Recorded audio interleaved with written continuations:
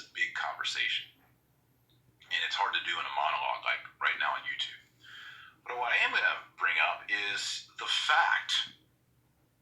very fact, so we can debate material heresy, formal heresy, manifest heresy, but there is a fact that Pope Francis instituted, encouraged, oversaw idolatry in the Vatican gardens and in the Vatican. For example, let me show some images here. You'll remember the Pachamma incident. You might say, well, he's just sitting there on a chair looking at it.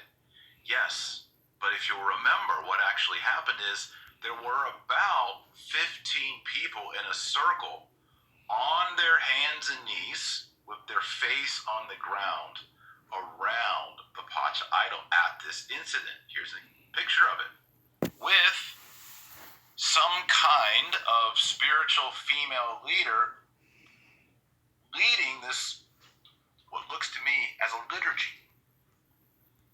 So when Archbishop Vigano says that Bergoglio venerates the green idol, he's not talking about it's painted green. He's talking about it's the idol of Mother Earth. It's the ultimate idol of ecology. Sadly, if you look at this picture right here, you even see a Franciscan friar. He's even down bowing before the statues brought from South America that signify not Our Lady, not the Blessed Virgin. It's not the Blessed Virgin of the Amazon. The Vatican and the Pope clarified that. This is Pachamama. Pachamama is a goddess. Just go on Wikipedia, type in Pachamama, and you'll see that it's a South American goddess. Clarified that. This is Pachamama. Pachamama is a goddess. Just go on Wikipedia, type in Pachamama, and you'll see that it's a South American goddess. Clarified that. This is Pachamama. Pachamama is a goddess. Just go on Wikipedia, type in Pachamama, and you'll see that it's a South American goddess. So, we can debate all day long over the H-word heresy with regard to Pope Francis Bergoglio. Look at that. We can't debate on this issue of idolatry. It's in our face. And it's not, he didn't bring in an idol of,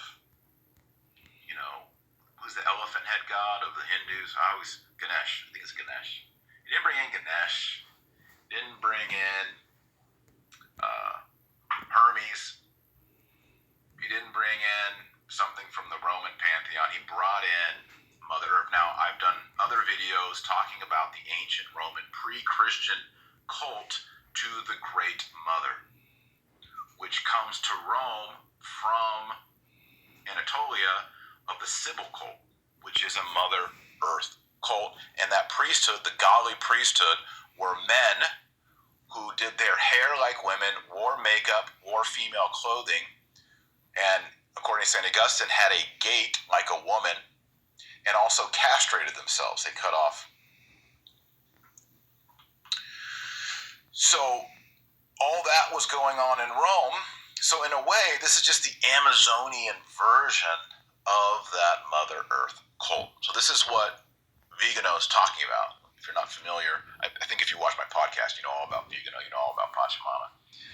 Okay, so he says it could come a point where you can't even use money because you're not part of a political party or you haven't worshipped Mother Earth. Now there's a second part to this. If you skip down actually 3 paragraphs, and if you want to read this, Archbishop Vigano sent me a copy. He sent it out to, I think, several people.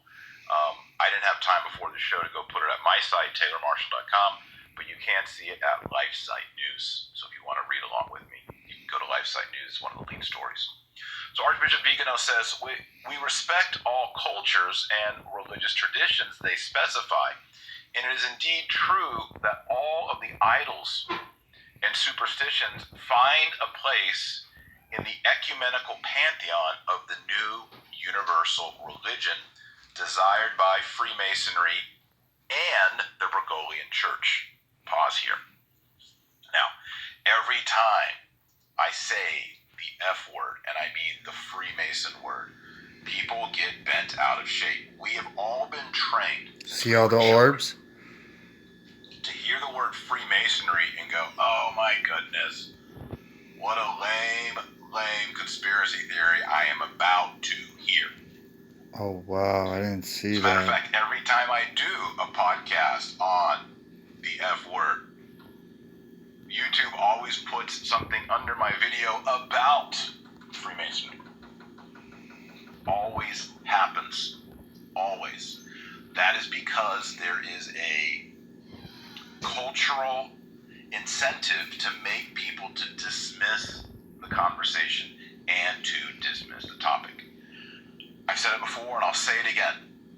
When we talk about Freemasonry, all we are talking about is the political, economic, and religious worldview that says man is the measure of all things, it's humanism, and that we can elevate humanity to a God-like status. How do we do that? Through politics, through economics, and through religion. This is why the Freemasons use two analogies in their ritual to symbolize that reality. Those two analogies are alchemy, that is turning base metals like lead into gold. Look at them. I talk about in my book, Infiltration, if you want to get caught up on some of this as it applies to church history and key players in the church. There's a whole section at the beginning on the allegory of alchemy.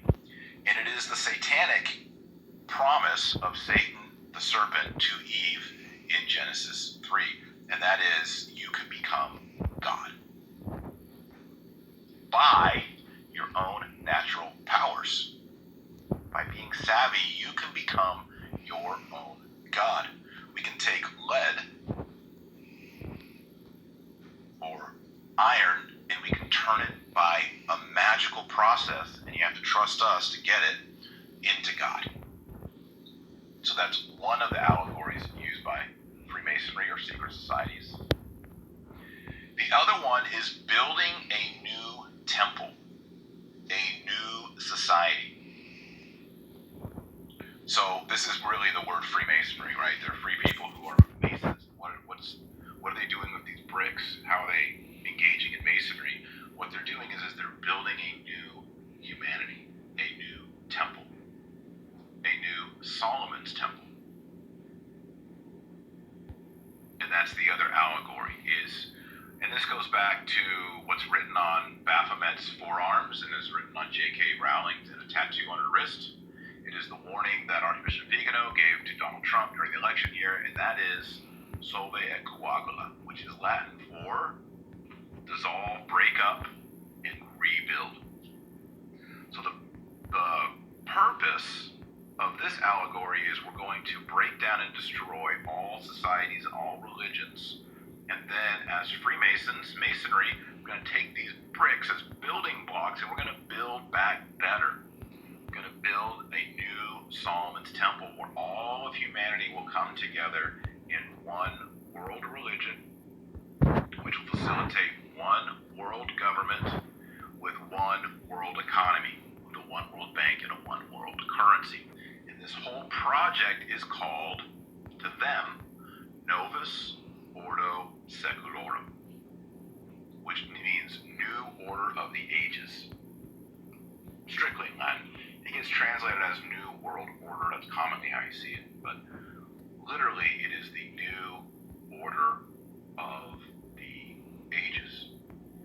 And it is the observation of many people, including Archbishop Vigano, including myself, including a bunch of other very intelligent people, Found the that lens. we are seeing over the past, not 10 years, not 20 years, not 50 years, but over the past 100 to 200 years, is a progressive and intentional shift towards the principles you see up here.